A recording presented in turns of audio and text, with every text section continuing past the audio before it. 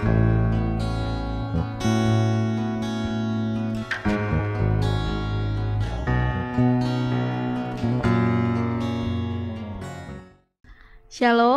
saudara-saudara. Hari ini kita bersyukur boleh ada di hari yang ke-118. Marilah kita siapkan hati dan pikiran kita untuk membaca firman Tuhan di saat ini. Mari kita berdoa. Kami naikkan limpah terima kasih kepadamu ya Tuhan. Sungguh Engkau yang selalu menyertai, menuntun setiap langkah kehidupan kami. Menikmati hari pemberian-Mu di hari ini, kami memberi waktu kami untuk selalu hidup, mendengarkan dan membaca akan firman-Mu.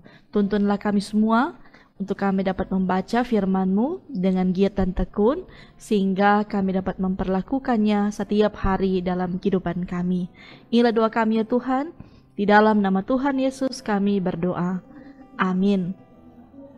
Saudara-saudara, di hari yang ke-118 ini, marilah kita membaca Alkitab dalam 2 Raja-Raja 19 sampai pasal yang ke-22. Segera sesudah Raja Hizkia mendengar itu, dikoyakkannyalah pakaiannya dan diselubunginyalah badannya dengan kain kabung. Lalu masuklah ia ke rumah Tuhan. Disuruhnyalah juga Eliakim, kepala istana, Sebna, panitera negara, dan yang tua-tua di antara para imam, dengan berselubungkan kain kabung kepada Nabi Yesaya bin Amos. Berkatalah mereka kepadanya, beginilah kata Hizkia, hari ini hari kesesakan, hari hukuman dan penistaan, sebab sudah datang waktunya untuk melahirkan anak, tetapi tidak ada kekuatan untuk melahirkannya. Mungkin Tuhan Allahmu sudah mendengar segala perkataan juru minuman agung yang telah diutus oleh Raja Asyur, tuannya, untuk mencela Allah yang hidup, sehingga Tuhan Allahmu mau memberi hukuman karena perkataan-perkataan yang telah didengarnya. Maka baiklah engkau menaikkan doa untuk sisa yang masih tinggal ini. Ketika pegawai-pegawai Raja Hizkia sampai kepada Yesaya, berkatalah Yesaya kepada mereka, beginilah kamu katakan kepada tuanmu, beginilah firman Tuhan. Janganlah engkau takut terhadap perkataan yang kau dengar, yang telah diucapkan oleh budak-budak Raja Asyur untuk menghujat aku. Sesungguhnya aku akan menyuruh suatu roh masuk di dalamnya, sehingga ia mendengar suatu kabar dan pulang ke negerinya. Aku akan membuat dia mati rebah oleh pedang di negerinya sendiri. Ketika juru minuman agung pulang, didapatinyalah Raja Asyur berperang melawan Libna, sebab sudah didengarnya bahwa raja telah berangkat dari Lakis. Pada itu, raja mendengar tentang Tirhaka, Raja Ethiopia, berita yang demikian. Sesungguhnya ia telah keluar berperang melawan engkau. Maka disuruhnyalah kembali utusan-utusan kepada Hizkia dengan pesan, beginilah harus kamu katakan kepada Hizkia, Raja Yehuda, janganlah Allahmu yang kau percaya itu memperdayakan engkau dengan menjanjikan Yerusalem tidak akan diserahkan ke tangan Raja Asyur. Sesungguhnya engkau ini telah mendengar tentang yang dilakukan Raja-Raja Asyur kepada segala negeri, yakni bahwa mereka telah menumpasnya. Masakan engkau ini akan dilepaskan? Sudahkah para Allah dari bangsa-bangsa yang telah dimusnahkan oleh nenek moyangku dapat melepaskan mereka, yakni Gosan, Haran, Resef, dan Bani Eden yang di Telasar? Di manakah raja negeri Hamat dan Arpad, raja kota Serafaim, raja negeri Hena dan Iwa? Hizkia menerima surat itu dari tangan para utusan, lalu membacanya. Kemudian pergilah ia ke rumah Tuhan dan membentangkan surat itu di hadapan Tuhan. Hizkia berdoa di hadapan Tuhan dengan berkata, ya Tuhan Allah Israel, yang bertakhta di atas kerubim, hanya Engkau sendirilah Allah segala kerajaan di bumi. Engkaulah yang menjadikan langit dan bumi. Sendengkanlah telingamu ya Tuhan, dan dengarlah. Bukalah matamu ya Tuhan, dan lihatlah. Dengarlah perkataan Sanherib yang telah dikirimnya untuk mengaibkan Allah yang hidup. Ya Tuhan, memang raja-raja Asyur telah memusnahkan bangsa-bangsa dan negeri-negeri mereka, dan menaruh para Allah mereka ke dalam api, sebab mereka bukanlah Allah, hanya buatan tangan manusia, kayu dan batu, sebab itu dapat dibinasakan orang. Maka sekarang ya Tuhan Allah kami, selamatkanlah kiranya kami dari tangannya, supaya segala kerajaan di bumi mengetahui bahwa hanya Engkau sendirilah Allah ya Tuhan. Lalu Yesaya bin Amos menyuruh orang kepada Hizkia mengatakan, beginilah firman Tuhan Allah Israel, apa yang telah kau doakan kepadaku mengenai Sanherib, Raja Asyur telah kudengar.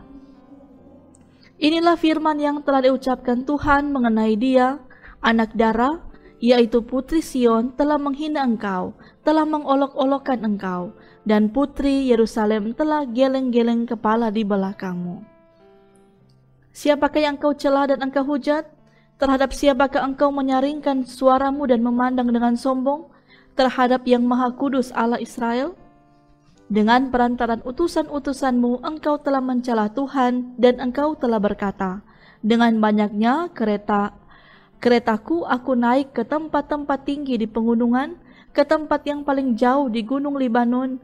Aku telah menebang pohon-pohon arasnya yang tinggi besar, pohon-pohon sanobarnya yang terpilih. Aku telah masuk ke tempat permalaman yang paling ujung, ke hutan pohon-pohonnya yang lebat. Aku ini telah menggali air dan telah minum air asing, dan aku telah mengeringkan dengan telapak kakiku segala sungai di Mesir. Bukankah telah kau dengar bahwa aku telah menentukannya dari jauh hari dan telah merancangnya pada zaman purbakala? Sekarang aku mewujudkannya, bahwa engkau membuat sunyi senyap kota-kota yang berkubu menjadi timbunan batu. Sedang penduduknya yang tak berdaya menjadi terkejut dan malu. Mereka menjadi seperti tumbuh-tumbuhan di padang dan seperti rumput hijau, seperti rumput di atas soto atau gandum yang layu sebelum ia masak. Aku tahu jika engkau bangun atau duduk, jika keluar atau masuk, atau jika engkau mengamuk terhadap aku.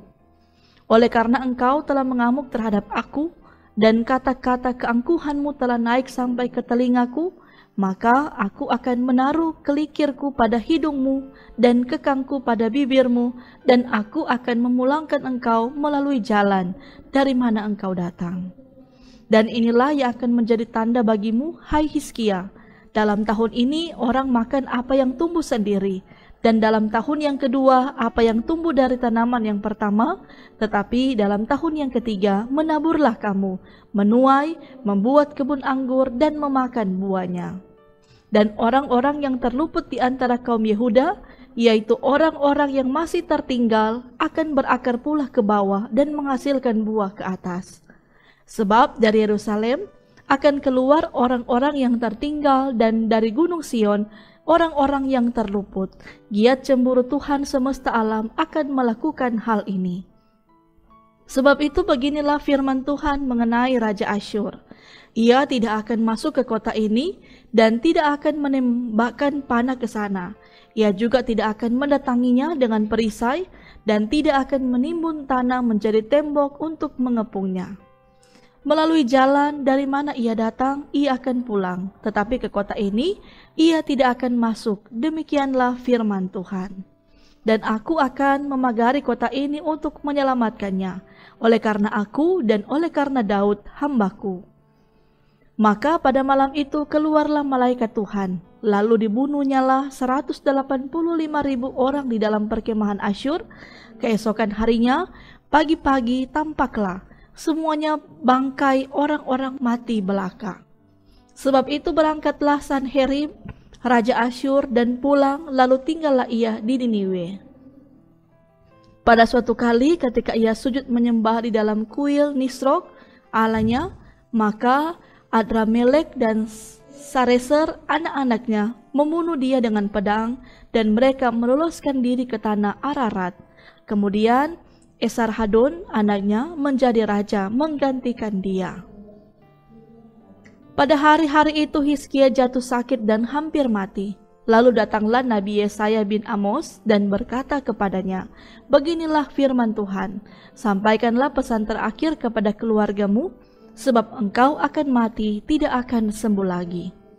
Lalu Hizkia memalingkan mukanya ke arah dinding dan ia berdoa kepada Tuhan. Tuhan, ingatlah kiranya bahwa aku telah hidup di hadapanmu dengan setia dan dengan tulus hati, dan bahwa aku telah melakukan apa yang baik di matamu. Kemudian menangislah Hizkia dengan sangat. Tetapi Yesaya belum lagi keluar dari pelataran tengah, tiba-tiba datanglah firman Tuhan kepadanya. Baliklah dan katakanlah kepada Hizkia, raja umatku, beginilah firman Tuhan, Allah Daud, bapa leluhurmu. Telah kudengar doamu, dan telah kulihat air matamu. Sesungguhnya aku akan menyembuhkan engkau. Pada hari yang ketiga, engkau akan pergi ke rumah Tuhan. Aku akan memperpanjang hidupmu 15 tahun lagi, dan aku akan melepaskan engkau dan kota ini dari tangan Raja Asyur. Aku akan membagari kota ini oleh karena aku dan oleh karena Daud hambaku. Kemudian berkatalah Yesaya, ambillah sebuah kue ara. Lalu orang mengambilnya dan ditaruh pada bara itu, maka sembuhlah ia. Sebelum itu Hizkia telah berkata kepada Yesaya, apakah yang akan menjadi tanda bahwa Tuhan akan menyembuhkan aku dan bahwa aku akan pergi ke rumah Tuhan pada hari yang ketiga? Yesaya menjawab, inilah yang akan menjadi tanda bagimu dari Tuhan, bahwa Tuhan akan melakukan apa yang telah dijanjikannya. Akan majukah bayang-bayang itu 10 tapak, atau akan mundur 10 tapak?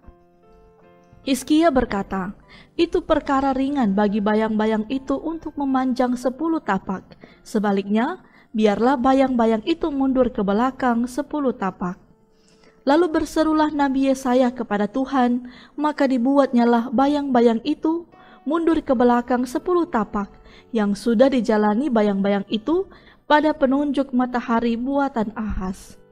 Pada waktu itu Merodak Baladan bin Baladan Raja Babel menyuruh orang membawa surat dan pemberian kepada Hizkia, sebab telah didengarnya bahwa Hizkia sakit tadinya. Hizkia bersuka cita atas kedatangan mereka, lalu diperlihatkannya lah kepada mereka segenap gedung harta bendanya, emas dan perak, rempah-rempah dan minyak yang berharga, gedung persenjataannya, dengan segala yang terdapat dalam perbendaharaannya. Tidak ada barang yang tidak diperlihatkan Hizkia kepada mereka di istananya dan di seluruh daerah kekuasaannya. Kemudian datanglah Nabi Yesaya kepada Raja Hizkia dan bertanya kepadanya, apakah yang telah dikatakan orang-orang ini dan dari manakah mereka datang? Jawab Hizkia, mereka datang dari negeri yang jauh, dari Babel. Lalu tanyanya lagi, apakah yang telah dilihat mereka di istanamu? Jawab Hizkia, semua yang ada di istanaku telah mereka lihat.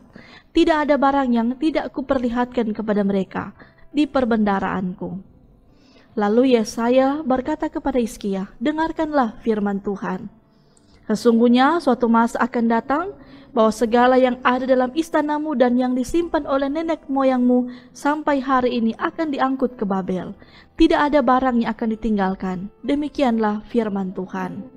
Dan dari keturunanmu yang akan kau peroleh akan diambil orang untuk menjadi sida-sida di istana Raja Babel. Hizkia menjawab kepada Yesaya, sungguh baik firman Tuhan yang kau ucapkan itu. Tetapi pikirnya, asal ada damai dan keamanan seumur hidupku.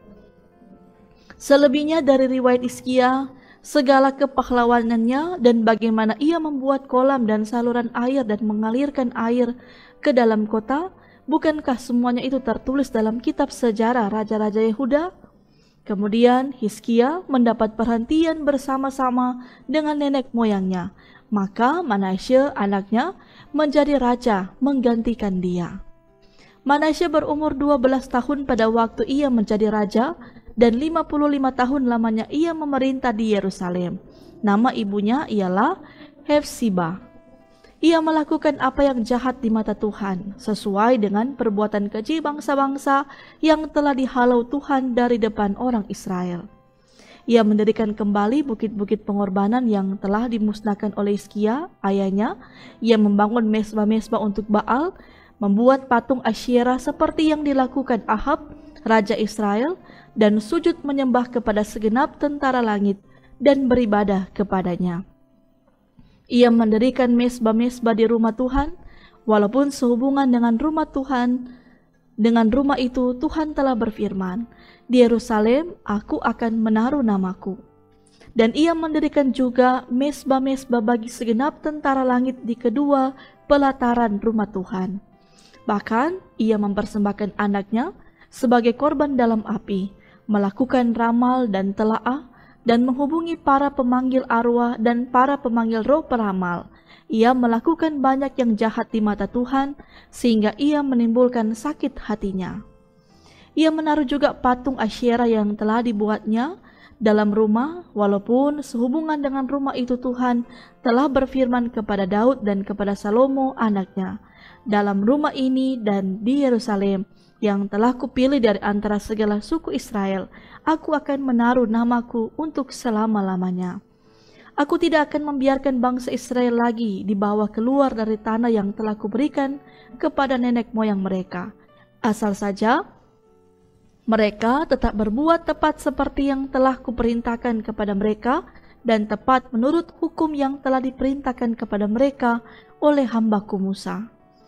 Tetapi mereka tidak mau mendengarkan dan Manasya menyesatkan mereka, sehingga mereka melakukan yang jahat lebih daripada bangsa-bangsa yang telah dipunahkan Tuhan dari hadapan orang Israel. Kemudian berfirmanlah Tuhan dengan perantaraan para hambanya, yakni para nabi. Oleh karena Manasya, Raja Yehuda, telah melakukan kekejian-kekejian ini, berbuat jahat lebih daripada segala yang telah dilakukan oleh orang Amori yang mendahului dia. Dan dengan berhala-berhalanya, ia telah mengakibatkan orang Yehuda berdosa pula. Sebab itu beginilah firman Tuhan Allah Israel, sesungguhnya aku akan mendatangkan malapetaka atas Yerusalem dan Yehuda, sehingga setiap orang yang mendengarnya akan bising kedua telinganya. Dan aku akan merentangkan atas Yerusalem tali pengukur sama seperti atas Samaria, dan tali unting-unting sama seperti atas keluarga Ahab. Dan aku akan menghapuskan Yerusalem seperti orang menghapus pinggan, yakni habis dihapus, dibalikan pula menungging. Aku akan membuangkan sisa milik pusakaku, dan akan menyerahkan mereka ke dalam tangan musuh-musuh mereka, sehingga mereka menjadi jarahan dan menjadi rampasan bagi semua musuh mereka. Oleh karena mereka telah melakukan apa yang jahat di mataku, dan dengan demikian mereka menimbulkan sakit hatiku mulai dari hari nenek moyang mereka keluar dari Mesir sampai hari ini. Lagi pula Manasya mencurahkan darah orang yang tidak bersalah sedemikian banyak, hingga dipenuhinya Yerusalem dari ujung ke ujung. Belum termasuk dosa-dosanya yang mengakibatkan orang Yehuda berdosa pula dengan berbuat apa yang jahat di mata Tuhan. Selebihnya dari riwayat Manasya, segala yang dilakukannya dan dosa-dosa yang diperbuatnya, bukankah semuanya itu tertulis dalam kitab sejarah Raja-Raja Yehuda? Kemudian Manasya mendapat perhentian bersama-sama dengan nenek moyangnya, dan ia dikuburkan di taman istananya, di taman Usa. Maka Amon, anaknya, menjadi raja menggantikan dia. Amon berumur 22 tahun pada waktu ia menjadi raja, dan 2 tahun lamanya ia memerintah di Yerusalem. Nama ibunya ialah Mesulemet binti Harus dari Yotbah. Ia melakukan apa yang jahat di mata Tuhan, seperti yang telah dilakukan Manasya ayahnya. Ia hidup sama seperti ayahnya dahulu, sambil beribadah kepada berhala-berhala yang disembah oleh ayahnya dan sujud menyembah kepada mereka. Ia meninggalkan Tuhan, Allah nenek moyangnya, dan tidak hidup menurut kehendak Tuhan. Dan pegawai-pegawai Amon mengadakan persepakatan melawan dia dan membunuh raja di istananya. Tetapi rakyat negeri itu membunuh semua orang yang mengadakan persepakatan melawan Raja Amon, dan rakyat negeri itu mengangkat Yosia, anaknya, menjadi raja menggantikan dia. Selebihnya dari riwayat Amon, apa yang dilakukannya, bukankah semuanya itu tertulis dalam kitab sejarah Raja-Raja Yehuda? Kemudian ia dikuburkan dalam kuburnya di Taman Usa. Maka Yosia, anaknya, menjadi raja menggantikan dia. Yosia berumur 8 tahun pada waktu ia menjadi raja, dan 31 tahun lamanya ia memerintah di Yerusalem. Nama ibunya ialah Yedida binti Adaya dari Boskat. Ia melakukan apa yang benar di mata Tuhan dan hidup sama seperti Daud, bapa leluhurnya, dan tidak menyimpang ke kanan atau ke kiri. Dalam tahun yang ke-18 zaman Raja Yosia, maka Raja menyuruh Safan bin Asalia bin Mesulam, panitra itu, ke rumah Tuhan. Katanya, "Pergilah kepada imam besar Hilkia, suruhlah ia menyerahkan seluruh uang yang telah dibawa ke dalam rumah Tuhan, yang telah dikumpulkan dari pihak rakyat oleh penjaga-penjaga pintu. Baiklah itu diberikan mereka ke tangan para pekerja yang diangkat untuk mengawasi rumah Tuhan, supaya diberikan kepada tukang-tukang yang ada di rumah Tuhan untuk memperbaiki kerusakan rumah itu, yaitu kepada tukang-tukang kayu, tukang-tukang bangunan, dan tukang-tukang tembok, juga bagi pembelian kayu dan batu pahat untuk memperbaiki rumah itu. Tetapi tidak usahlah mengadakan perhitungan dengan mereka mengenai uang yang diberikan ke tangan mereka, sebab mereka bekerja dengan jujur." Berkatalah imam besar Hilkiah kepada Safan, panitra itu, "Telah kutemukan kitab Taurat itu di rumah Tuhan." Lalu Hilkiah memberikan kitab itu kepada Safan, dan Safan terus membacanya. Kemudian Safan, panitra itu, masuk menghadap raja. Disampaikannyalah kabar tentang itu kepada raja. "Hamba-hambamu ini telah mengambil seluruh uang yang terdapat di rumah Tuhan dan memberikannya ke tangan para pekerja yang diangkat mengawasi rumah itu." Safan, panitra itu, memberitahukan juga kepada raja, "Imam Hilkiah telah memberikan kitab kepadaku." Lalu Safan membacakannya di depan raja. Segera sesudah raja mendengar perkataan kitab Taurat itu, dikoyakkannyalah pakaiannya. Kemudian raja memberi perintah kepada Imam Hilkiah, kepada Ahikam bin Safan, kepada Akbor bin Mika, kepada Safan, panitra itu, dan kepada Asaya, hamba raja, katanya, "Pergilah, mintalah petunjuk Tuhan bagiku, bagi rakyat dan bagi seluruh Yehuda tentang perkataan kitab yang ditemukan ini. Sebab hebat kehangatan murka Tuhan yang bernyala-nyala terhadap kita, oleh karena nenek moyang kita tidak mendengarkan perkataan kitab ini dengan berbuat tepat seperti yang tertulis di dalamnya." Maka pergilah Imam Hilkiah, Ahikam, Akbor, Safan, dan Asaya kepada Nabi Hulda, istri seorang yang mengurus pakaian-pakaian, yaitu Salum bin Tika bin Arhas. Nabiya itu tinggal di Yerusalem, di perkampungan baru. Mereka memberitakan semuanya kepadanya.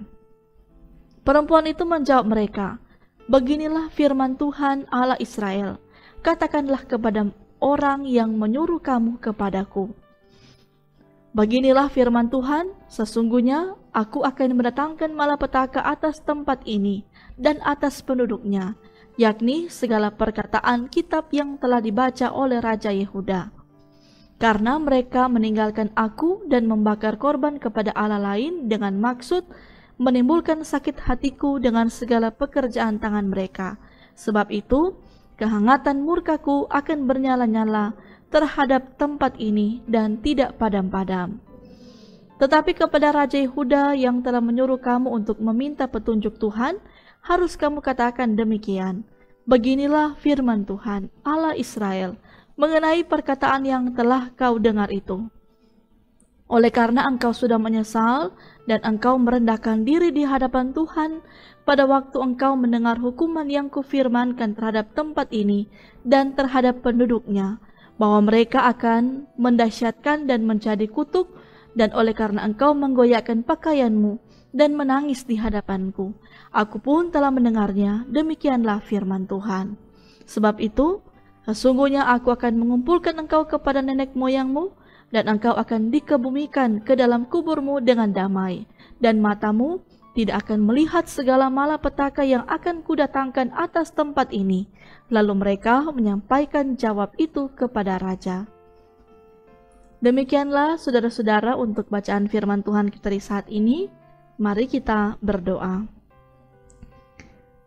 Bersyukurlah kami kepadamu ya Tuhan, dalam curahan Roh Kudus-Mu yang Kau berikan kepada kami telah membaca firman-Mu dengan tekun Dan kami akan percaya firman-Mu lah yang akan selalu hidup dalam kehidupan kami, sehingga kami akan selalu hidup melakukan yang baik dan benar di hadapan Tuhan. Dan bersyukurlah kami yang selalu hidup memberi waktu kami untuk selalu ada dalam hadirat-Nya Tuhan. Dan berdoalah kami untuk kami sekalian yang dengan setia mengikuti gerakan membaca Alkitab ini. Tuhan berkatilah seluruh kehidupan kami, pribadi, keluarga kami, dengan begitu banyak harapan, kerinduan kami, dengan segala tugas tanggung jawab kami akan percaya di sepanjang hari ini yang akan kami jalani, semuanya ada dalam penyertaan Tuhan. Tuhan membimbing kami, menuntun kami dengan kekuatan kesehatan yang kiranya Tuhan berikan dalam kehidupan kami. Inilah yang menjadi sukacita syukur yang kami panjatkan kepadamu. Kami akan percaya semuanya ada dalam kendali-Mu ya Tuhan. Di dalam nama Tuhan Yesus Juru Selamat kami bermohon dan berdoa kepadamu. Amin. Terima kasih Bapak Ibu Saudara-saudara yang selalu setia membaca Alkitab di hari ini. Tuhan memberkati kita sekalian. Shalom, damai di hati.